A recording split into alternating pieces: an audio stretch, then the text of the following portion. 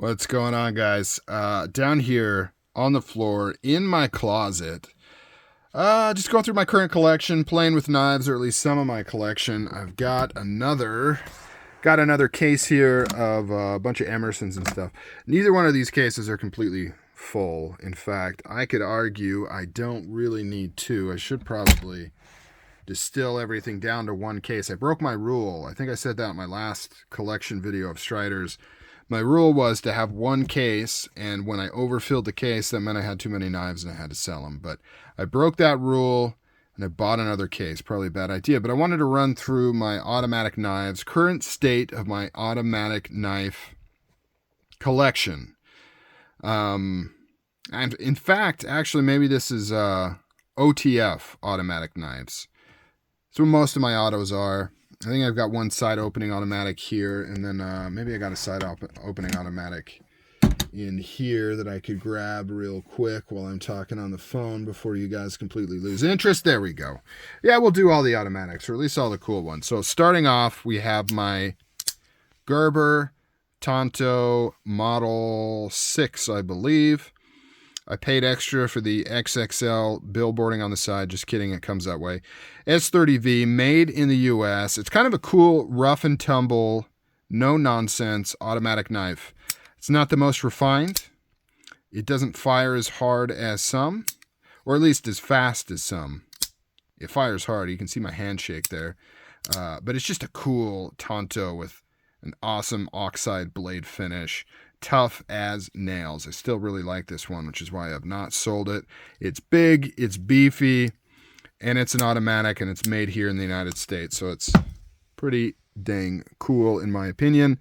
And the next one I wanted to show over here was, where's it at? Showed it on the last, there it is. So here's my ProTech SNG Nightmare Grind with the mirror polish. It's got a little bit of grease on there. It's hard to keep these things clean. Mother of pearl button, black micarta scales, which is kind of a waste because you can hardly even tell it's micarta unless you look at it really close. It just kind of looks like rough aluminum, but aluminum back there. But really cool piece. It's this is numbered series, and this is number, oh, there it is. I was like, what number is this? 50, what is it, 58 of 100, something like that. That's a pretty cool piece. So let's get to the OTFs. Let's start down here. This is still one of my favorites. Pretty much a plain Jane combat Troodon from Microtech Knives. Double partial serrations, stonewash finish, nice electric blue handle that matches my truck. This is one of the first knives that I bought when I got back into knives.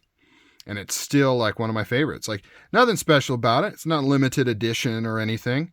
I just really like the blue and the stonewash, and the teeth on this thing is fantastic.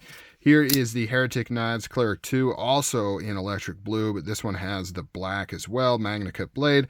I did a video not too long ago on this one.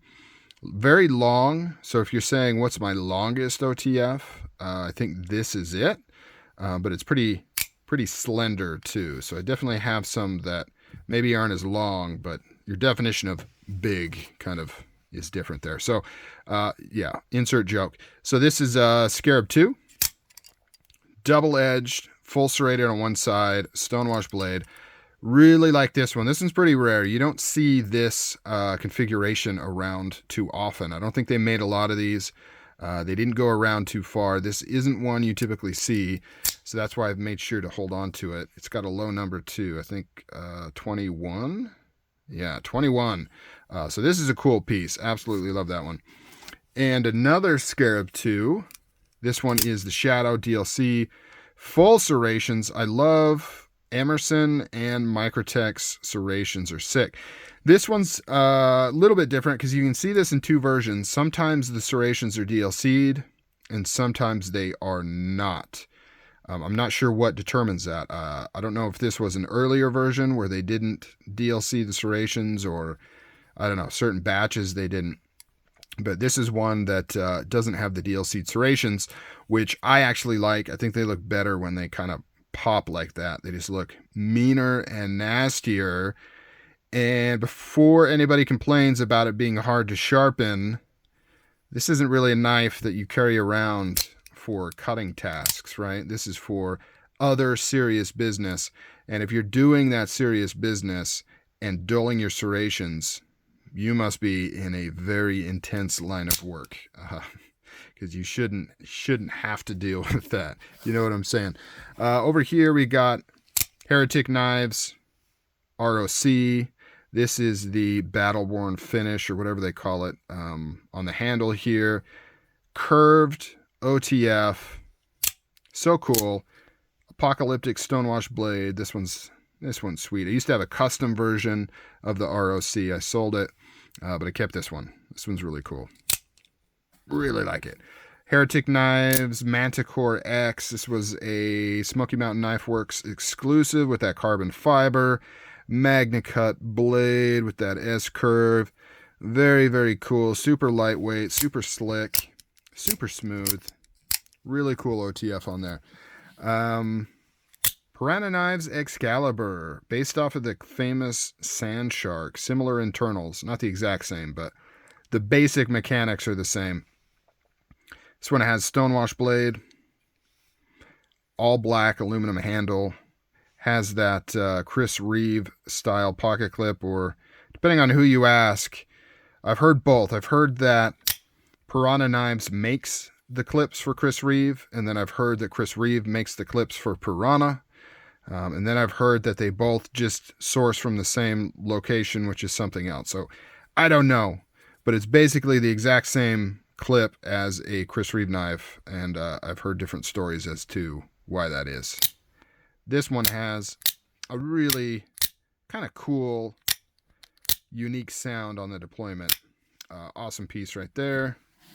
Now this is arguably what I would call my biggest OTF. Like I said, I don't think it's the longest.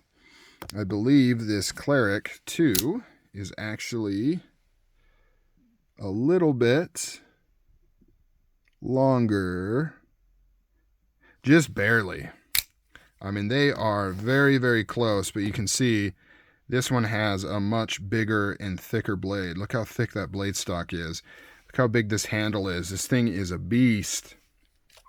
And it's, once again, similar to the Heretics. It's got a ball bearing system underneath the switch here. This one's running on a steel plate, though. So it's probably, like, switch-wise, it's the smoothest.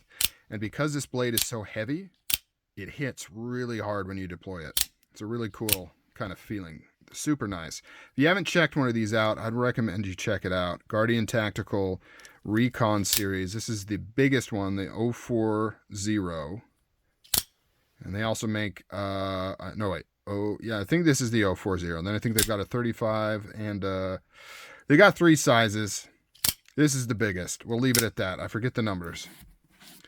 Classic, Benchmade, Infidel. It's been around forever.